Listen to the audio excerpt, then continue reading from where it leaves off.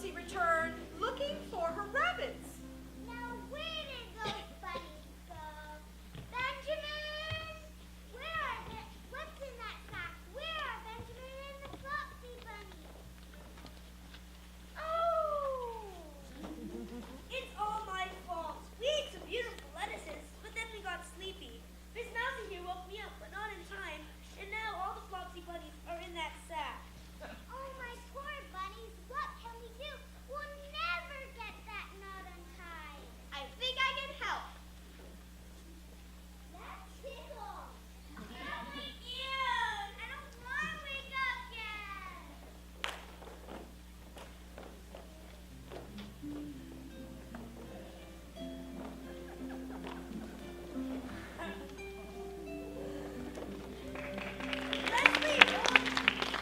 Let's leave old Mr. McGregor a present.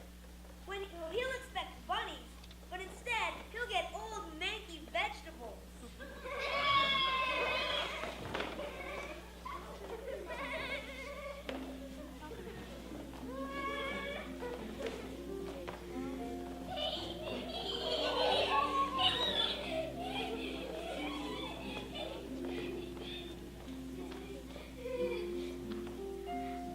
Yay! Time to go!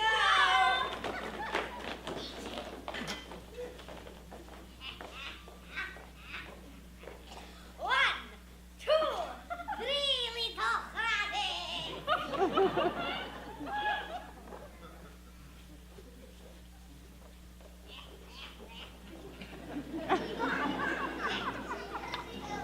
So Benjamin never took the Flopsy bunnies to the rubbish heap again, even though they were often ravenous. No hungry.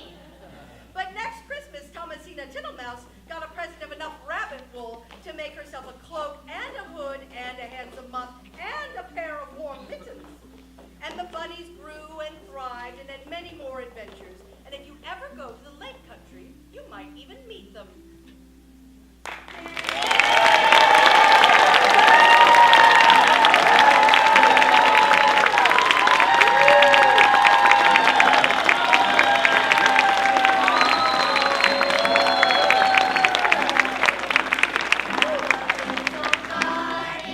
Garden of our own, and every day we water there the seeds that we have sown.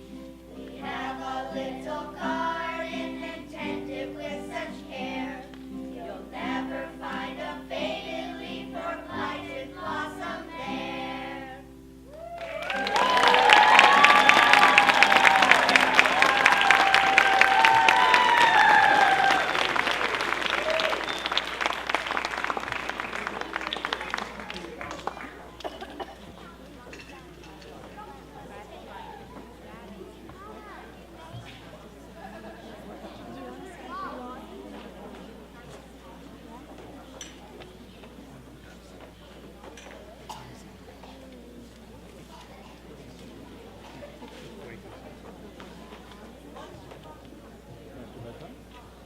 About 16 minutes.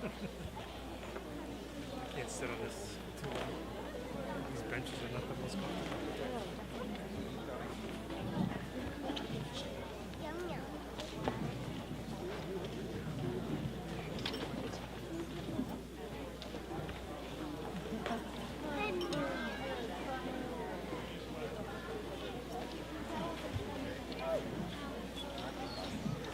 Check 1, 2.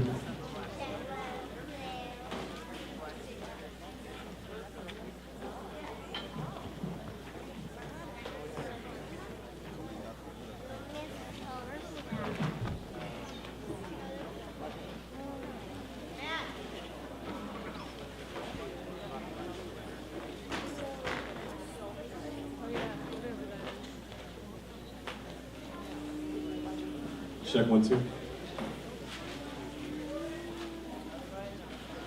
What's up?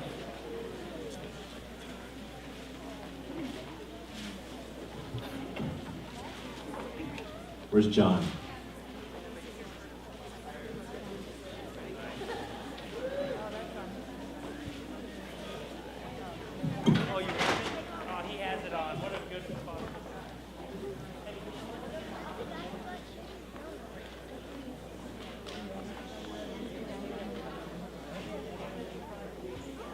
John likes to drift and flow from tree to deck to bench to drum throne to bridge.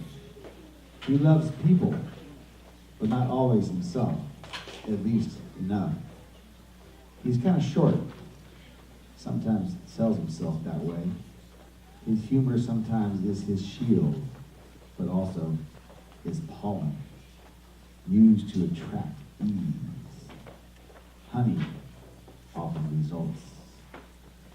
He has recently untethered his inner tube, but is still reluctant to hit the rapids and deep water with reckless abandon.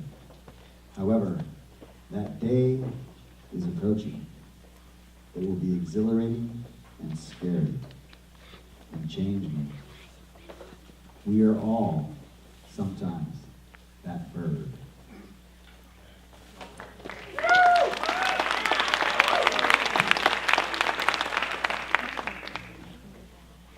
I am moving on. I must. Free, leaving the cloud of now menthol 100 and television glow behind. The car pulls easily from the curb. She waves, fading in the rear view. Don't you need me? I need you. Graduation. Why can't you wear a little makeup and some heels? Just once? Just for me? You're all I have. My best friend. You're just like your father. We're going to leave this behind. Run away. Start again. As far as land allows. Hug the opposite coast. We love you. Nothing will change.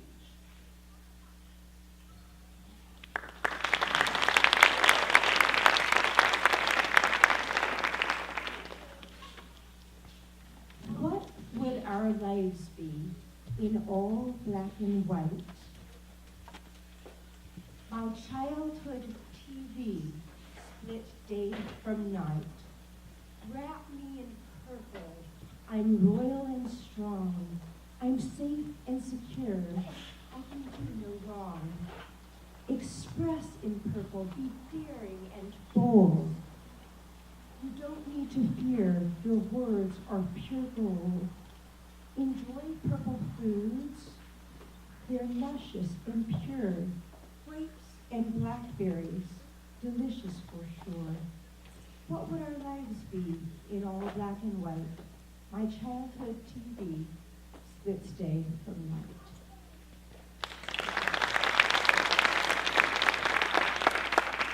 That memorable Thursday in spring, one containing a cold, foggy morning, a pleasantly warm afternoon, and a delicious Chinese dinner. I wore a new dress and sandals, sitting on a cold leather couch, playing a voicemail I told myself I would never, ever delete. It was a birthday I would never forget.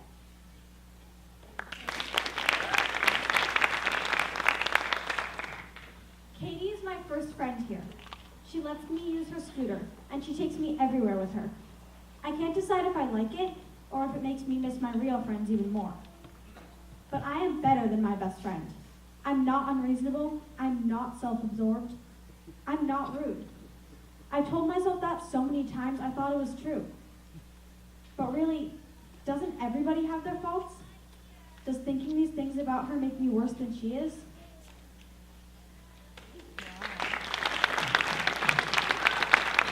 My assassin is here, breathes at Camp Cazadero. I can't see. It's only a matter of time. Shaking hands with the ballet dancer, she already knew about what I do. My assassin breathes here at Camp Cazadero. I'm hiding as much as I dare. What a show. I love your show. How do you do that like that? Is she just pretending to care? My assassin breathes here at Camp Cazadero. She sees me in my tomb. What a tent. I love your tent. It's so clear. It's so blue. It's so new. I do know the trees by name. I do. My assassin breathes here at Camp Cazadero, secretly plotting my demise. Did she fail to get my act through heavy-lidded eyes? My assassin breathes here at Camp Casdero. There she goes, small yet stomping, dusty boots hitting the ground. She chases moments, never slowing down, never stopping to take a deep breath and flip the switch that turns it all off. She wishes she could. Was it her fault you grew so sad that day? Are you racing to nowhere too? It's so easy to tear everything down with a single sarcastic word, but she's always here to listen. She has everything under control, or so she tells herself. Looking back every day, every moment, she understands that, no, she can't get it all done, can't put in the work for a reward that will only appear later, but she must, or there it all goes.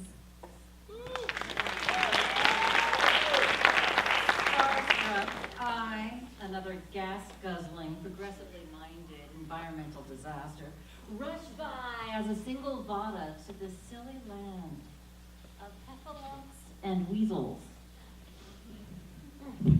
Now I remember how I used to move harmoniously as I wake with nature, as I wake to the beautiful outline of dark green trees against the glorious blue morning sky. Dark and brooding, I find survival and bliss in the common sense of ancient cultures. I hear his heartbeat, and for the first time, I know he is here. Any other choice has long been left behind.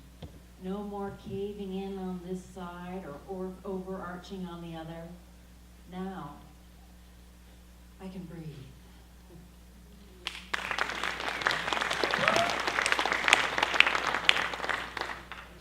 The child is soon to become a teenager, and so he tries to mature. He's often seen at the basketball court or the baseball field getting his hands dirty, like an average preteen man. What he awaits is not far, but is still a long journey. The line between joking and lying is shady, I know. But I prefer to think that I joke. Although in some ways, the tears aren't mine or another's, rather the situation, crying, and sorrow and relief, but we all must learn sometime. I can't help but think how when I told myself I would never, ever get in trouble again, I was lying. Because I'm not the bully, but I'm becoming one. A bully to myself, but I'm also the guy to stand up to that bully. What a great kid.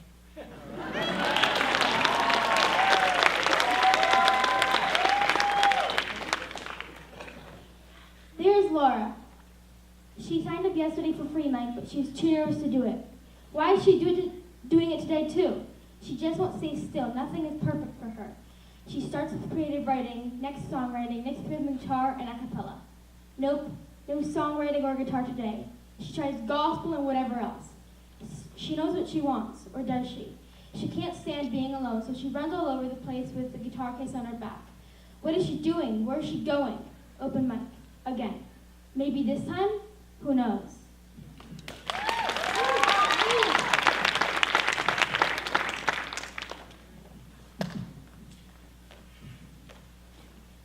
Everything is deadly in large quantities. The intense mosquitoes run, running. Too slow, in silhouette. Ruse, elliptical, round, spherical. Wood, the yellow jackets are rubber ducks. Everything is deadly.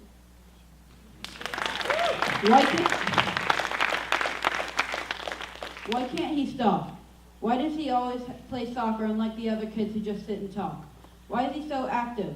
Does he always run? Does he think he's in the Premier League? He can never sit still for more than 10 seconds, always wanting to move around.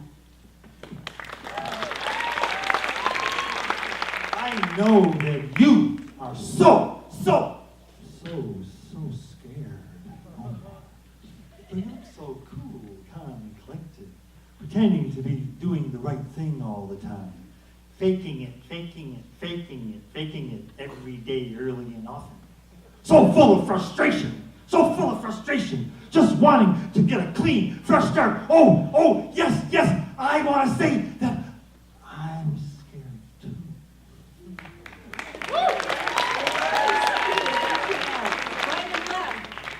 Hello. I can't do that. Trying to get her fill of this place. I watch as she peels back the layers till eventually she becomes an emotional basket case, absolutely awash in tears at open mic while listening to some gorgeous voices wax poetic about the length of life. My guess is she really, truly loves this place with all her heart, and she wishes Paris were more like this. Do I love Kaz? Deed I do.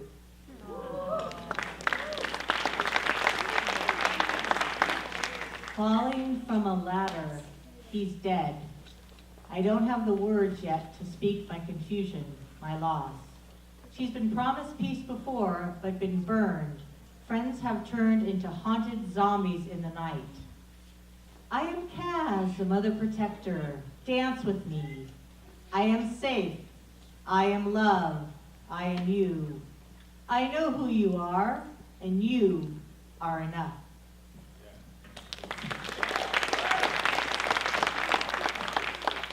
She exits the plane, and there he is, smiling and present.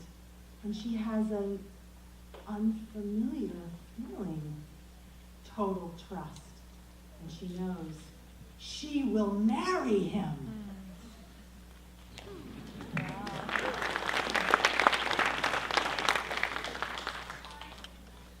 Write about a lie you told and what the consequences are.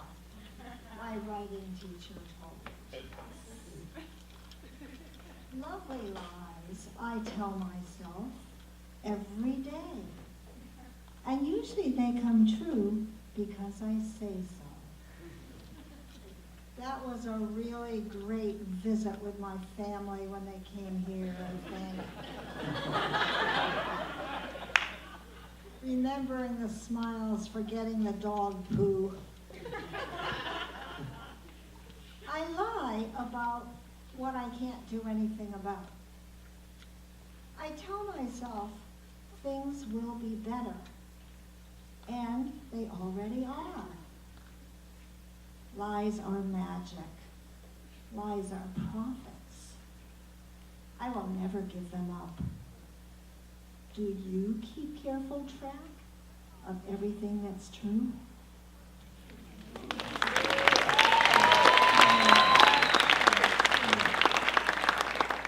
Why do people have weird beliefs?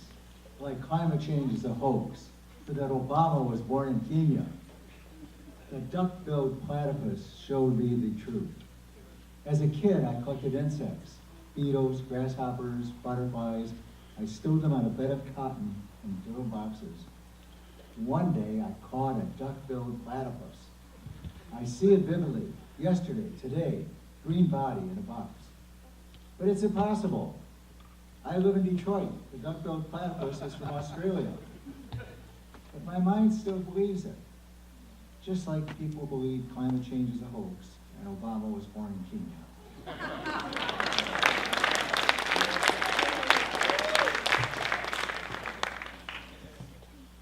Glamour here is from the soul, and the beauteous smiles that grace our faces as we delve deep into the creative spirit and express with joy, with mirth, with tears. An amazing, talented, heartfelt community. Music vibrates in the memory of my soul, awakens longing for times far, far past. Desitin, white, creamy, sticky desitin, smeared upon the wall behind a cabinet and in the space between, hidden from view, allegedly. I was the leader, Sister Sharon in tow, hesitantly taking orders. Once done with our messy projects, we went our separate ways in the house until a loud noise, exclamation, an angry mother, "Who did this?" I sobbed.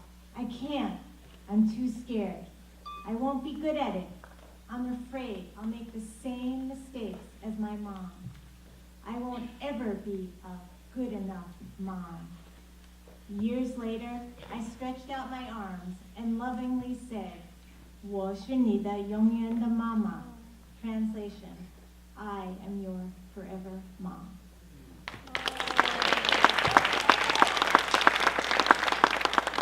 You should not look directly into the sun, as it could damage your eyes. Just as your dreams may belie the reality of your life, the earth is round, as your journey is a spiral, meeting new dreams along the way, yet building on your history.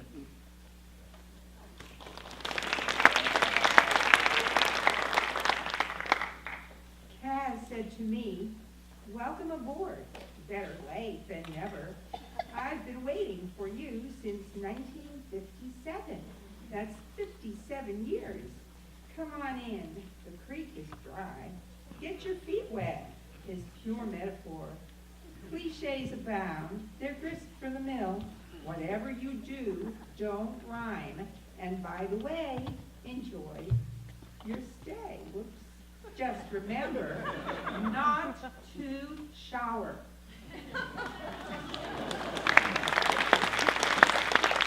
The car slips on that ice on the road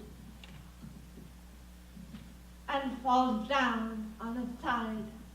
I'm in a coma, barely surviving.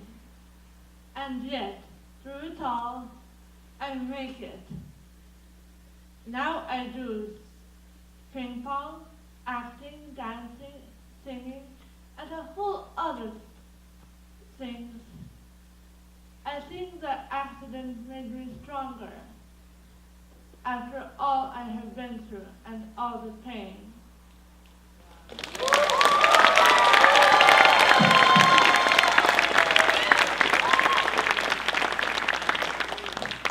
I learned in astronomy that the Earth will ultimately be swallowed by the sun. To me, this came to mean that ultimately nothing was sacred. Not this pen, not this paper, not these walls or these people, certainly not this body, and certainly not this life. Yet you couldn't throw any of it away, could you? Hypocrisy is an illness affecting millions, myself included. The symptoms range from materialism and consumption to nihilism and a lack of conviction. So I pray you practice what you preach, darling. And if you can't, you must change the way you speak and the way you think. If everything is nothing, isn't that still something? This speck of existence with which you are graced in ought not be taken as futile but beautiful in its brief breath, and will ultimately let your brief death be anything but.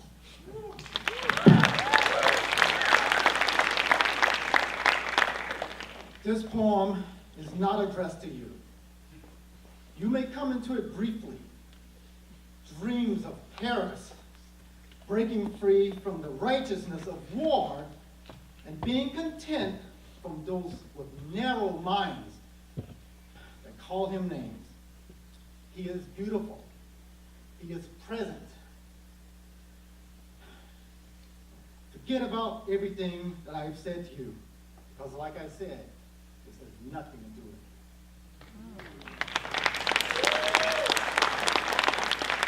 When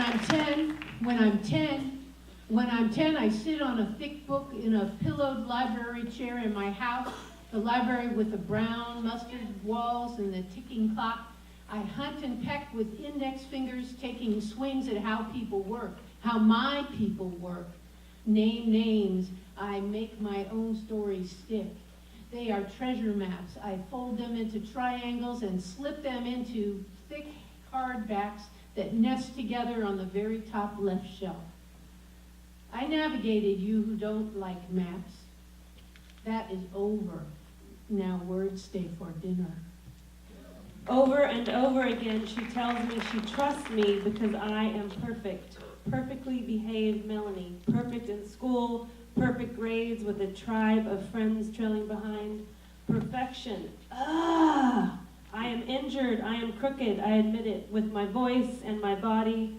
I say it out loud. I am definitely not perfect. There is no perfection required at CAS. I am and we are enough.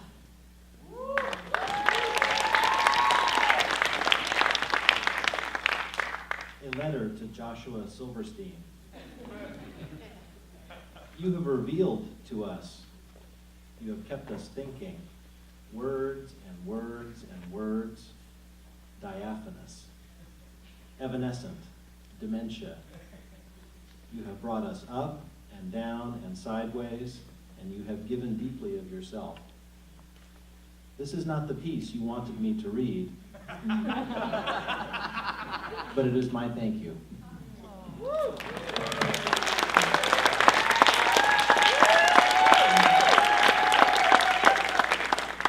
Here in the dusty afternoon, my soul unravels a bit.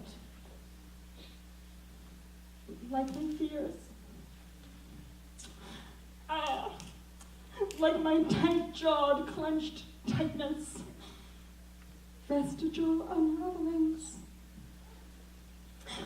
I dream here of a more sensual life, a more sumptuous life. Maybe I even touch it fleetingly.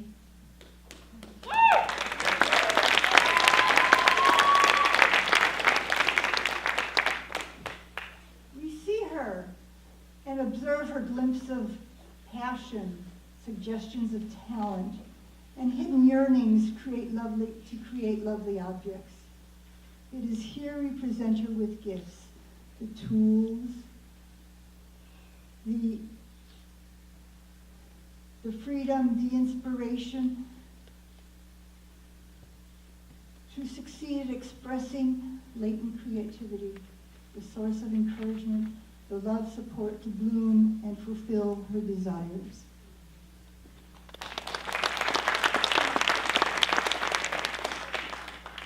Nothing I have to say is worth any more than anyone else's words, but theirs are worth more than mine. I am bad at math, but I always tip. There's only so many times someone will tell you ghosts aren't real before they give up and indulge you when you tell them your stories about being haunted. I want to apologize for the bad catching up to me, and for the bad having my number, and for the bad following me home every night and tapping me on the shoulder and politely asking me with a punch to the face how my day was. The only time you get excited to hear me speak is when I'm talking to you about yourself. I am not too proud to not use this to talk to you anyway. I am remembered. As a small boy, a robin flew into my window. From out of this world, he suspended me with rainbows, proffered me laughter with crystals and goldbergs. Together, we rapped in gullies, sailed on olive oil, fished for kings, battled with toys, blues with McFerrin. We shared crazy and even doubted fire. I'm remembering wishes being granted, awakenings from insomnia, wrestling caging, smoochies, jesting MDs, and bicentennial man's child children who will never want to grow up.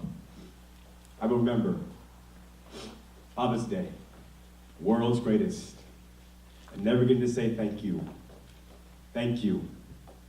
Because when I was lost, you were always there, a star, shining brighter than what dreams may come. And like Silverstein and Seuss, like Henson in kindergarten, Robin, I will miss you.